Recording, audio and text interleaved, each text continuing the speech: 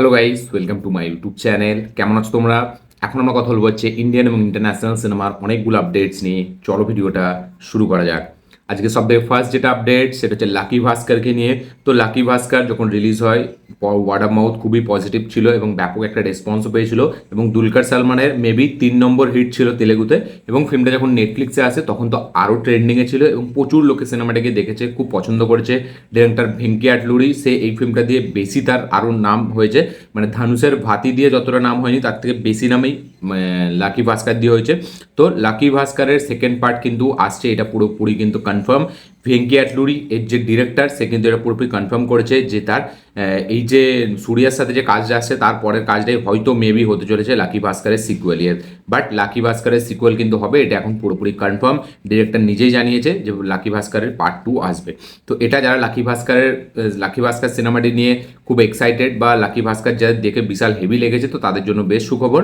আমার ফিল্মটা মোটামুটি লেগেছে, আমি বলবো না যে হেভি কিছু আমার জন্য ওয়ার্ক করেছে, কারণ এই ফরম্যাটে অনেক কাজ আমরা দেখেছি রিসেন্ট টাইমে, ঠিক আছে? সেটা ফার্জি থেকে শুরু করে আরও অনেক স্ক্যাম 1990 যে ওয়েব সিরিজ, বেশি ওয়েব সিরিজ আমি দেখেছি এর ওপরে। তাই জন্য আমার কাছে সব এলিমেন্টসগুলোই খুব জানা জানা মনে হচ্ছিল। তো আমার কাছে কিছু হেভি মনে হয়নি, বাট ফিল্মটার যে এক্সিকিউশনটা খুব ভালো ছিল, সেখানে দুলকার সালমানের পারফরমেন্স খুব ন্যাচারাল ছিল, সেটা বেশ ভালো লাগছিল। এবং তার সাথে সাথে এই যে একটা ফ্যামিলির দিকটা যেটাভাবে তুলে ধরেছিল সেটাও বেশ ভালো ছিল। তো ডিরেকশন ভালো ছিল, এক্সিকিউশন ভালো ছিল, বাট ফিল্ম লেভেলে আমার ওই একটা হেভি বিশাল ব্যাপক কিছু মনে হয়নি। তো আমার কাছে এটা ঠিকঠাক ফিল্ম ছিল। যারা এটা বিশাল লেভেলে এনজয় করেছে তাদের জন্য এটা জেনে খুব সুখবর, এটা তাদের জন্য যে পার্ট 2 লাকি ভাস্করের খুব শিগগিরই আসতে চলেছে। নেক্সট যেটা আপডেট সেটা হচ্ছে অনিরুদ্ধকে নিয়ে।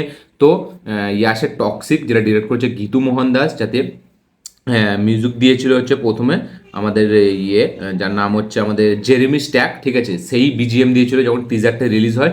তো টিজারে এই জেরেমি স্ট্যাকই বিজিএম দিয়েছিল এবং জেরেমি স্ট্যাকই তার এই ফিল্মে থাকার কথা ছিল মিউজিক দেওয়াতে।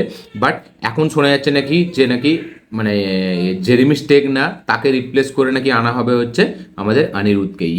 ইয়াসের টক্সিকে নাকি মিউজিক দিতে চলেছে অনিরুদ্ধ, এরকমই এখনও চারিদিক দিয়ে বাজ উঠে আসছে।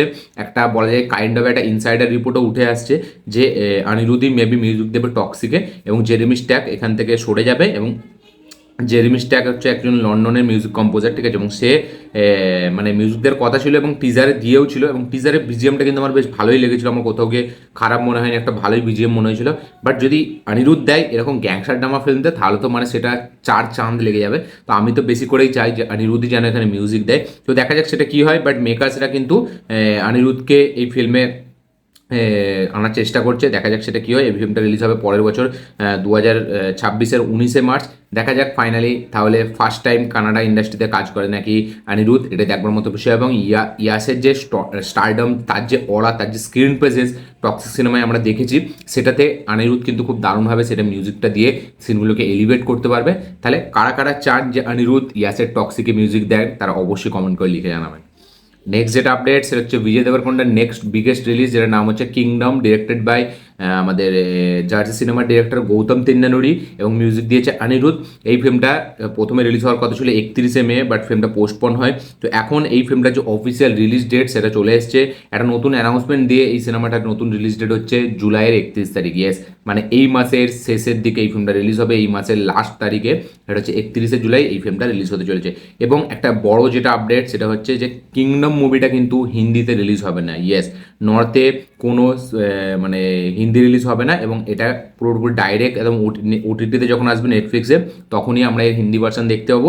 এর হিন্দি ভার্সন থিয়েটারে কিন্তু রিলিজ হবে না, এরকমই এখনো পর্যন্ত মেকার্স এটা ডিসিশন নিয়েছে। তো বিজয় দেবরকোন্ডার কিংডম শুধু তেলেগুতে রিলিজ হবে। নেক্সট যেটা আপডেট সেটা হচ্ছে টম ক্রুজকে নিয়ে। তো টম ক্রুজকে মেবি আমরা আয়রন ম্যানের ভেরিয়েন্ট হিসাবে অ্যাভেঞ্জার্স সিক্রেট ওয়ার্স এবং অ্যাভেঞ্জার্স ডুমসডেতে দেখতে পেতে চলেছি। ইয়েস, এই আপডেটটা এর আগেও অনেকবার উঠে এসেছিল এবং আমাদের সকলের কাছে জানা আছে যে আয়রন ম্যানের রোলটা প্রথমে অফার করা হয়েছিল একদম ফার্স্টে টম ক্রুজকে, বাট সে করেনি। তারপরে সেটা আরডিজের কাছে যায় এবং আরডিজে এখন কোন লেভেলে সেই ক্যারেক্টারটাকে নিয়ে গেছে আমাদের সকলেরই জানা। তো এবার এখন মাল্টিভার্সের সিজন থেকে, যে মাল্টিভার্সের সময়, তো এখন বিশাল লেভেলে ভেরিয়েন্টের ওপর একটা ক্যারেক্টার আছে। তো এখন শোনা যাচ্ছে নাকি টম ক্রুজ প্লে করতে পারে আয়রন ম্যানের কোনো ভেরিয়েন্টের রোল, এরকমই এখনও পর্যন্ত রিপোর্ট উঠে আসছে যে মেকার্স তার সাথে কথাবার্তা বলছে, টম ক্রুজও মানে এটা নিয়ে আলোচনা করছে। তো দেখা যাক সেটা কি হয়। বাট এখন আবার উঠে আসছে যে নাকি আয়রন ম্যানের একটা ভেরিয়েন্টে আমরা টম ক্রুজকে মেবি দেখতে পাবো সিক্রেট ওয়ার্স এবং অ্যাভেঞ্জার্স ডুমসডেতে, এবং এটা হতেই পারে কারণ এখন সব কিছু ইম্পসিবলগুলোই পসিবল হয়ে যাচ্ছে, এবং টম ক্রুজ এখন সে বলেইছে যে সে এখন সিনেমা ছাড়বে না, তো হয়তো মেবি সেই সিনেমাটি করতে পারে। দেখা যাক কারা কারা টম ক্রুজকে অ্যাজ এ আয়রন ম্যানের ভেরিয়েন্ট দেখতে চান, তারা অবশ্যই কমেন্টে লিখে জানাবেন। নেক্সট যেটা সেটা হচ্ছে আমাদের একে নিয়ে, আমাদের টবি ম্যাগুয়ারকে নিয়ে এবং হিউ জ্যাকম্যানকে নিয়ে। তো মার্ভেল চাইছে যে টবি ম্যাগুয়ার এবং হিউ জ্যাকম্যানকে তাদের নেক্সট ফিউচার ফিল্মে আনার জন্য। ইয়েস, হয়তো সিক্রেট ওয়ার্স বা অ্যাভেঞ্জার্স ডুমসডে পরে তাদেরকে নিয়ে হয়তো সোলো ফিল্মও মেবি হতে পারে, বা কোনো এক্সম্যানের ফ্র্যাঞ্চাইজিতে তাদেরকে আমরা দেখতে পাবো, বা স্পাইডারম্যানের ফ্র্যাঞ্চাইজিতে। মার্ভেল এখন চাইছে যে টবি ম্যাগুয়ার আর হিউ জ্যাকম্যানকে আবার ব্যাক করে আনতে এবং তাদেরকে নিয়ে আরও ফিল্ম বানাতে। তো কারা কারা চান যে এটা হোক, তারা অবশ্যই কমেন্টে লিখে জানাবেন। নেক্সট যেটা আপডেট সেটা হচ্ছে কিল, যেটা হচ্ছে বলিউডের অন্যতম একটা খুবই অ্যাকশন ভায়োলেন্ট ফিল্ম ছিল, যেটাতে লিড চরিত্র ছিল আমাদের লাক্স, যেটা তার ডেবিউ ফিল্ম ছিল। তো এই ফিল্মটা আমাদের হলিউডে তো রিমেক হচ্ছে, আমরা সকলেই জানি। জন উইকের প্রোডাকশন হাউস লায়ন্স গেট তারা এটাকে প্রডিউস করবে, বাট এখন এই ফিল্মটা কিন্তু তামিলেও রিমেক হবে। ইয়েস, চিয়ান বিক্রমের ছেলে ধ্রুব বিক্রম, তাকে নাকি আমরা দেখতে পাবো তামিল রিমেকে কিলের। ইয়েস, কিলের তামিল রিমেকে আমরা দেখতে পাবো চিয়ান বিক্রমের ছেলে ধ্রুব বিক্রম, এবং এই ফিল্মটা হবে তামিল রিমেক হবে, এরকম এখনো পর্যন্ত আপডেট উঠে এসছে। তো দেখা যাক এই ফিল্মটা কবে আমরা থিয়েটারে দেখতে পাই। নেক্সট যেটা আপডেট সেটা হচ্ছে আমাদের একে নিয়ে, ওয়ার টুকে নিয়ে। তো ওয়ার টু এর শুটিং কিন্তু পুরোপুরি কমপ্লিট, এখন পুরো দমে পোস্ট প্রোডাকশনের কাজ চলবে, এবং এই সিনেমাটি আমরা সকলে জানি যে কুলি সিনেমার সাথে রিলিজ হবে, এবং এই সিনেমার ফার্স্ট গান এখন রিলিজ হয়নি। তো এটা জুলাই চলছে, নেক্সট ইয়ার এই ফিল্মটা রিলিজ হবে, মানে নেক্সট মান্থ, মানে এক মাসের মতো বাকি। দেখা যাক এর ফার্স্ট গান কবে আসে, বাট ওয়ার টু এর শুটিং কিন্তু এখন পুরোপুরি কমপ্লিট। নেক্সট যেটা আপডেট সেটা হচ্ছে ডিউন 3কে নিয়ে। তো ডিউন 3 মাসিহা, এই সিনেমাটির শুটিং শুরু হয়ে গেছে অলরেডি। ইয়েস, এবং সব কিছু ঠিক থাকলে শোনা যাচ্ছে নাকি 2026 ডিসেম্বরে রিলিজ হবে। তো 2026 ডিসেম্বরে আবতার আবতার আবতার না অ্যাভেঞ্জার্স ডুমসডে রিলিজ হবে, ঠিক আছে। এবং আবতার মেবি রিলিজ হবে 2026-এই, আমার যতটা জানা আছে, আমি শিওর বলতে পারছি না, তবে মনে হচ্ছে হবে। তো ডিউনের থার্ড পার্টের ডিউন মাসিয়ার শুটিং চালু হয়ে গেছে, এবং এই সিনেমাটি শোনা যাচ্ছে নাকি নেক্সট জেনারেশন 70mm আইম্যাক্স স্ক্রিনে নাকি শ্যুট হবে। ইয়েস, প্রথমে আমাদের নোলানের যে ওডিসি ফিল্মটা আসছে সেটাকে পুরোপুরি আইম্যাক্স শ্যুট করা হবে নেক্সট জেনারেশন 70mm ক্যামেরাতে, এবং যার কারণে আমাদেরকে ফুটেজগুলো বিশাল ক্লিয়ার এবং খুব বড় বড় ভিজুয়াল আমরা দেখতে পাবো, মানে ফুটেজটা খুব বড় লাগবে এবং ভিজুয়াল দুর্দান্ত হতে চলেছে। এবং ওই ওডিসি ওই ফিল্মটা পরে নাকি ডিউন 3ও নাকি ওই 70mm আইম্যাক্স স্ক্রিনেই শ্যুট হবে। তো এরকম এখনও পর্যন্ত আপডেট, এবং ডিউনের শুটিং অলরেডি চালু হয়ে গেছে। তো ডিউন নিয়ে কারা কারা এক্সাইটেড তারা অবশ্যই কমেন্টে লিখে জানাবেন। ডিউনের আগের দুটো পার্ট কারা কারা অলরেডি দেখে নিয়েছেন তারা অবশ্যই কমেন্টে লিখে জানাবেন। নেক্সট যেটা সেটা হচ্ছে সুপারম্যান মুভিটাকে নিয়ে, যেটা 11 জুলাই রিলিজ হচ্ছে। এই ফিল্মটার অফিসিয়াল রান টাইম হচ্ছে 2 ঘন্টা 9 মিনিট। ইয়েস, 2 ঘন্টা 9 মিনিট, 1 ঘন্টা 58 মিনিট হচ্ছে এই ফিল্মটার official run time, but credit post credit সহ সব কিছু মিলিয়ে এই ফিল্মটার রান টাইম হতে চলেছে 2 ঘন্টা 9 মিনিট। 11 তারিখ এই ফিল্মটা সিনেমা হলে রিলিজ হচ্ছে। কারা কারা দেখার জন্য কত এক্সাইটেড অবশ্যই কমেন্টে লিখে জানাবেন। নেক্সট যেটা সেটা হচ্ছে রামায়ণকে নিয়ে, যেটা কিছুদিন আগেই এর একটা অফিসিয়াল অ্যানাউন্সমেন্ট আসলো। তো রণবীর, ইয়াশ এবং সাই পল্লবী স্টারার ফিল্ম রামায়ণের প্রথম পার্টের শুটিং কিন্তু শেষ হয়ে গেছে, এবং এখন কিন্তু প্রায় 1.5 বছর বাকি সিনেমাটি রিলিজ হতে। এইদিকে মুভিটার ভিএফএক্সের কাজ চলবে, এবং শোনা যাচ্ছে নাকি কিছুদিন ব্রেক নিয়ে কয়েক মাস পর থেকে নাকি পার্ট 2 এর শুটিং চালু হয়ে যাবে। মেকার্সদের তরফ থেকে এরকমই একটা প্ল্যানিং চলছে যে প্রথম পার্টের শুটিং তো শেষ হয়ে গেছে, দ্বিতীয় পার্টের শুটিং নাকি কয়েক মাস পর থেকে চালু হয়ে যাবে। এবং আমরা সকলেই জানি এই ফিল্মটা ফার্স্ট পার্টটা রিলিজ হতে এখন 1 বছরের বেশি বাকি, এবং সেকেন্ড পার্টটা তো 2027-এ রিলিজ হবে। এই ফিল্মটার ভিএফএক্স নিয়ে কাজ হবে অনেক মাস ধরে, এখনও এরকমই আপডেট। এবং এই ফিল্মটার কিছুদিন পর থেকে 2-3 মাস পর থেকে হয়তো সেকেন্ড পার্টেরও কাজ চালু হয়ে যাবে। দেখা যাক তাহলে এই ফিল্মের ফার্স্ট টিজার আমরা কতদিন পর দেখতে পাই। নেক্সট যেটা আপডেট সেটাও রামায়ণকে নিয়ে। তো রামায়ণের দুটো পার্টের জন্য রণবীর কাপুর টোটাল ফিজ নিয়েছে হচ্ছে 150 কোটি টাকা। ইয়েস, 75 কোটি টাকা এক একটা পার্টের জন্য তার রেমুনারেশন, সব কিছু মিলিয়ে 150 কোটি টাকা পারিশ্রমিক নিচ্ছে হচ্ছে রণবীর কাপুর এই রামায়ণের জন্য। তো রণবীর কাপুরের পারিশ্রমিকটা উঠে এসছে, এখনও ইয়াশ এবং সাই পল্লবীর পারিশ্রমিকটা এখনও জানা যায়নি। দুটো পার্ট মিলিয়ে রণবীর কাপুর 150 কোটি টাকা নিচ্ছে আমাদের রামায়ণের ফ্র্যাঞ্চাইজির জন্য। নেক্সট যেটা সেটা একটা খুব খুশি করা আপডেট, সেটা হচ্ছে তামিল ইন্ডাস্ট্রির একটি খুব ব্লকবাস্টার ফিল্ম, যেটা হচ্ছে থ্রিলার সিনেমার মানে গেম চেঞ্জ করে দিয়েছিল। সেটা হচ্ছে রাজশাসন, যেটা হয়তো 90% অডিয়েন্সদেরই দেখা, হয়তো 10% লোক দেখেনি। তো রাজশাসনের সিকুয়েলের কাজ কিন্তু হতে যাচ্ছে পরের বছর থেকে। ইয়েস, পরের বছর থেকে এই রাজশাসন 2 এর কাজ চালু হতে যাচ্ছে, এবং পরের বছর এই ফিল্মটা রিলিজ হতে যাচ্ছে এবং খুব শীঘ্রই নাকি এই সিনেমার কাজ চালু হয়ে যাবে।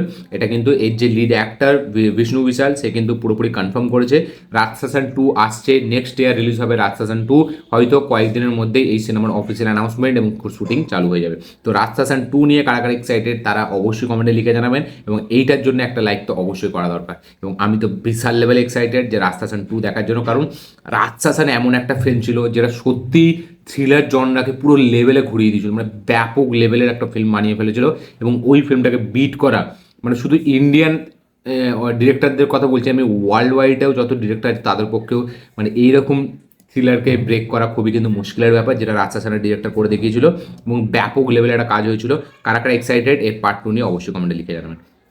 নেক্সট যেটা আপডেট সেটা হচ্ছে King, Shahrukh Khan star upcoming much awaited film directed by Siddharth Anand. ফিল্মটার নাম হচ্ছে কিং। এই সিনেমাটার নেক্সট শিডিউল চালু হবে ইউরোপে, ইউরোপের নেক্সট শিডিউল চালু হবে, এবং এই সিনেমাটি কয়েক মাস পর থেকে ইউরোপ শুটিং চালু হয়ে যাবে এবং সেখানে নাকি বেশ কিছু গুরুত্বপূর্ণ অ্যাকশন সিকোয়েন্স শ্যুট করা হবে, এরকমই এখনও পর্যন্ত আপডেট। দেখা যাক, কিং 2026-এ রিলিজ হবে অক্টোবর মাসে, আমাদের দৃশ্যম 3 এর সাথে ডাইরেক্ট ক্ল্যাশ হবে। তো কারা কারা কিং নিয়ে কতটা এক্সাইটেড অবশ্যই কমেন্টে লিখে জানাবেন। নেক্সট যেটা সেটা হচ্ছে রজনীকান্তের 17তম এই 173তম সিনেমাটিকে নিয়ে। 173তম, ভালো ঠিক শুনছেন, 173তম সিনেমা রজনীকান্তের। সেই ফিল্মটা ডিরেক্ট করতে পারে আমাদের বিবেক আথরেয়া, যে নানির সাথে দুটো ফিল্ম করেছে, একটা হচ্ছে আন্তে সুন্দরী কি, আর একটা হচ্ছে সুরিয়া স্যাটারডে, মানে হচ্ছে সারিপদা সারিবারাম। এবং অপরদিকে এইচ বিনোদের কথা উঠে আসছে যে এইচ বিনোদ মেবি ডিরেক্ট করতে পারে রজনীকান্তের জেলার 2 এর পরের সিনেমাটি, যেটা হচ্ছে তার 173তম সিনেমা। দেখা যাক তাহলে এই দুজনের মধ্যে কে এই সিনেমাটাকে ডিরেক্ট করে, সারিপদা সানিবারমের ডিরেক্টর নাকি এইচ বিনোদ, মানে হচ্ছে ওয়ালিমায়ের ডিরেক্টর। দেখা যাক সেটা কী হয়। আচ্ছা, নেক্সট যেটা আপডেট সেটা হচ্ছে টম ক্রুজকে নিয়ে। তো টম ক্রুজের নেক্সট মুভি, যেটার নাম হচ্ছে দ্য ডিপার, যেটা ডিরেক্ট করেছে এডজ অফ টুমোরোর ডিরেক্টর ডগ লিমান, যাতে নায়িকা হিসাবে থাকবে আনা দি আর্মস। এই ফিল্মটার বাজেট হচ্ছে 275 কোটি টাকা এবং এই ফিল্মটা কিন্তু পুরোপুরি পানির নিচে শুটিং হবে। পুরোপুরি পানির নিচে শুটিং হতে চলেছে দ্য ডিপার মুভিটির, এবং এতে নায়িকা হিসাবে অ্যানা দি আর্মস, ডিরেক্টর হিসেবে ডগ লিমান এবং অ্যাক্টর হিসেবে এখানে টম ক্রুজ থাকবে। এবং এই ফিল্মটা নিয়ে বিশাল লেভেল এক্সাইটেড আমি, ঠিক আছে, মানে এরকম পানির নিচে শুটিং, তার উপর টম ক্রুজ, এবং টম ক্রুজকে এখানে আমরা একটা অ্যাস্ট্রোনটের চরিত্রে দেখতে পেতে চলেছি। দেখা যাক এই ফিল্মটার অফিসিয়াল অ্যানাউন্সমেন্ট আমরা কবে দেখতে পাই। নেক্সট যেটা আপডেট সেটা হচ্ছে রামায়ণ সিনেমাটিকে নিয়ে। তো রামায়ণের পার্ট 1-এর বাজেট শোনা যাচ্ছে নাকি 900 কোটি টাকা হতে চলেছে এবং পার্ট 2 এর বাজেট শোনা যাচ্ছে নাকি 700 কোটি টাকা হতে চলেছে। সব কিছু মিলিয়ে এই সিনেমাটির বাজেট 1600 কোটি টাকা হতে চলেছে। দুটো পার্ট মিলিয়ে রামায়ণের বাজেট হতে চলেছে 1600 কোটি টাকা। এটা জেনে আপনাদের কি মতামত অবশ্যই কমেন্টে লিখে জানাবেন। নেক্সট যেটা সেটা হচ্ছে রায়ান রাফিকে নিয়ে। বাংলাদেশের ডিরেক্টর রায়ান রাফি, যার তুফান সিনেমাটিকে ডিরেক্ট করেছে, যে রিসেন্টলি তাণ্ডব সিনেমাটিও ডিরেক্ট করেছে। তো রায়ান রাফির একটি ওয়েব ফিল্ম আসার কথা ছিল, যেটার নাম ছিল অমীমাংসিত, যেটা একটা সত্যি ঘটনার উপর বেস করে বানানো। তো এই ফিল্মটা আগের বছরই 29শে ফেব্রুয়ারি রিলিজ হওয়ার কথা ছিল, বাট সেই ফিল্মটা কোনোভাবে রিলিজ হয়নি, সেন্সার আটকে পড়েছিল। তো এখন শোনা যাচ্ছে নাকি অমীমাংসিত সিনেমাটি সেন্সার থেকে ছাড়পত্র পেয়ে গেছে, এরকমই এখনো পর্যন্ত আপডেট, যে এই সিনেমাটি খুব শিগগিরই রিলিজ হবে, সেন্সারে নাকি আর কোনো আপত্তি নেই, এরকমই এখনো পর্যন্ত লেটেস্ট আপডেট। তো দেখা যাক রায়ান রাফির ওয়েব ফিল্ম অমীমাংসিত সিনেমাটি কীরকম হয়। এটা একটা রিয়েল ইনসিডেন্টের ওপর বেস্ট করে বানানো, আমি দেখার জন্য বেশ এক্সাইটেড। তখন থেকেই আমার এই সিনেমাটির পোস্টারটা বেশ ভালো লাগছিল। দেখা যাক এই ফিল্মটা আদৌ কবে রিলিজ হয়। নেক্সট যেটা সেটা হচ্ছে পঞ্চায়েত সিজন 5কে নিয়ে। তো পঞ্চায়েতের মেকার্সরা অফিসিয়াল একটা পোস্টার দিয়ে এটা জানিয়ে দিয়েছে যে পঞ্চায়েতের নেক্সট সিজন কিন্তু 2026-এই আসছে। এই ছিল আজকে টোটাল আপডেট, ইন্ডিয়ান আপডেট, তার পাশাপাশি ইন্টারন্যাশনাল আপডেট। এই আপডেটগুলো দেখে জেনে শুনে আপনাদের কি বক্তব্য, কি মতামত, কি রিয়াকশন অবশ্যই কমেন্টে লিখে জানাবেন। ভিডিওটা ভালো লাগে থাকলে লাইক শেয়ার কমেন্ট করে দেবেন, চ্যানেলটি তুলে চ্যানেলটিকে সাবস্ক্রাইব করবেন, বেল আইকন প্রেস করতে ভুলবেন না। দেখা হচ্ছে পরের ভিডিওতে, ততক্ষণের জন্য বাই।